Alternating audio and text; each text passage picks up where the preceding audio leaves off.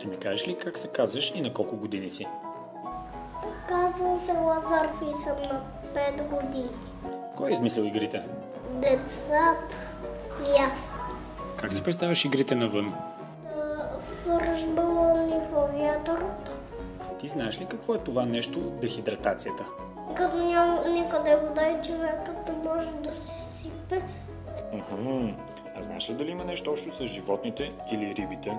Ако няма никъде море и там също няма вода в морето, рибите няма да могат да плуват и ще стане толкова и ще загорят.